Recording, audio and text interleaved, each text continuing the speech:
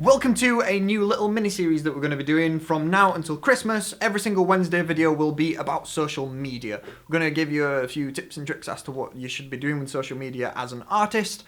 And we're also going to start it with what you should do before even thinking about social media, which is thinking about branding and the creation of branding.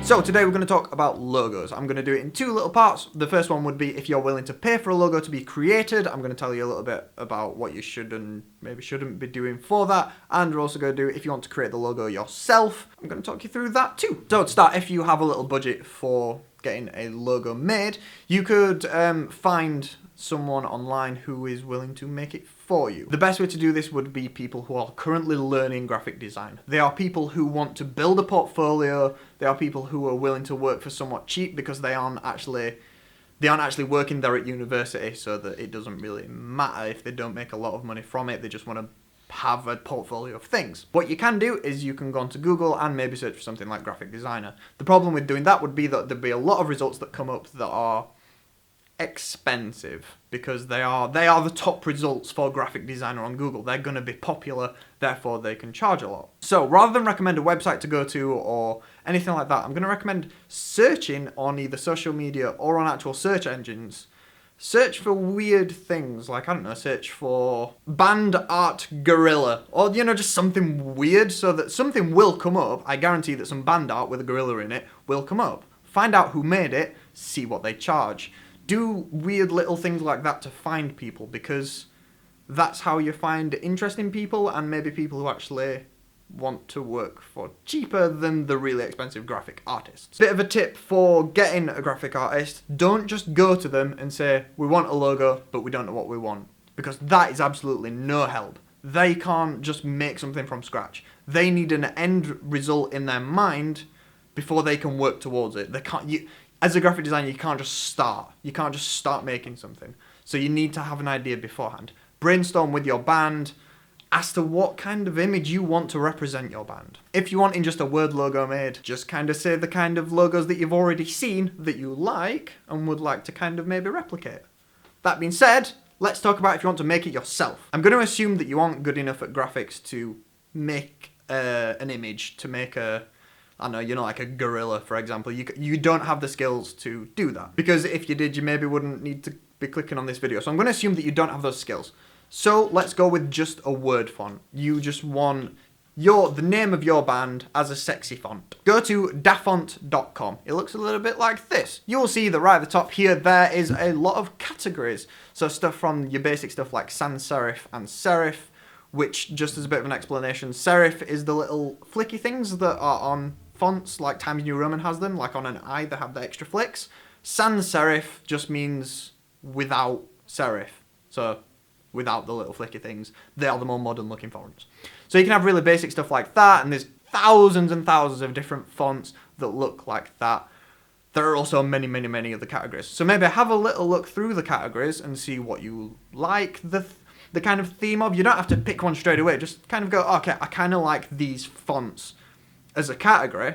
Then you can go to the little preview, type in your band name, click the amount option to the largest amount so that you get most on the page, and click search. And they have essentially made your logo for you. You can go through all of those fonts and actually see what the final product would look like. A little bit of a disclaimer here, maybe tick freeware, because freeware means that the person who made the font is more than fine with you using it for free.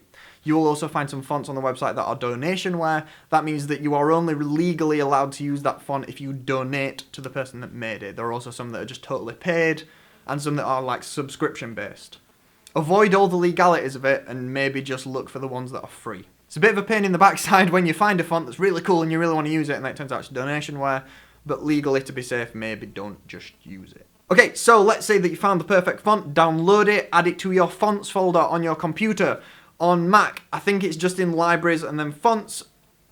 I will show here what it actually is. And on Windows, you have to go into your C drive and then Windows and then fonts and then just copy and paste it into that folder. Do that on either Mac or Windows, depending on what you're using. And then any program that you open up, be it Word, Publisher, PowerPoint, whatever, that font will show up.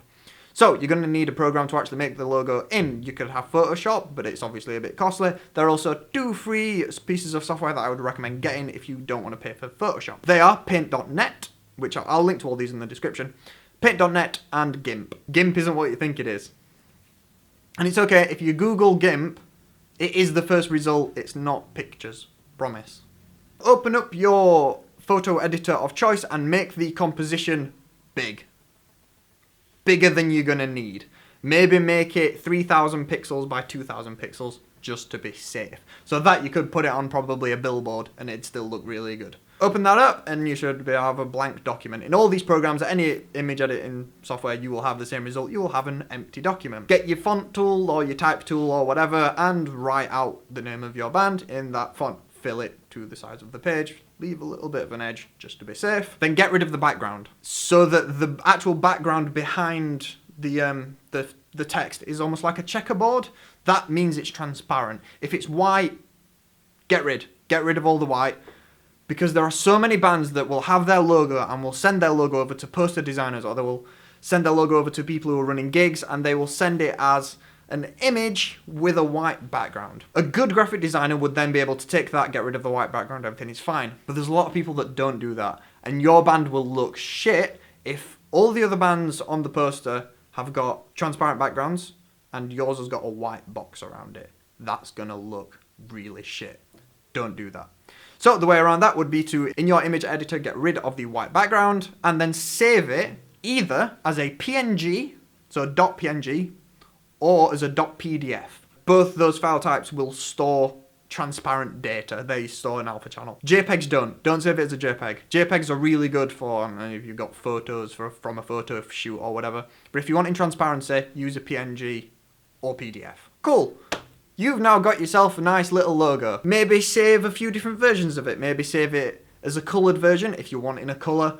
Maybe save a version with some effects on it. Maybe save a version that's white and black so that anything that might come up, whether it's a load of different poster designs or whatever, you've got the logo for it rather than having a really dark poster and your logo's black.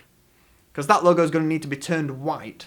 And again, some graphic designers aren't very good, so maybe you just sending them over a white logo as well will go down a hell of a lot better. Hope this video helped. That is everything that you probably need to know about making your own logo or outsourcing and getting someone else to make you a logo. This is one of the actual things where I think I would recommend maybe making your own logo, or at least at the beginning, because it's really easy to do. If you just follow the steps in this video, and that's it, you will have yourself a logo. Dafont is a really easy website to use, and there are a load of free photo editing softwares where you can actually create it, take a font and actually make it into an image to then be your logo. Really easy.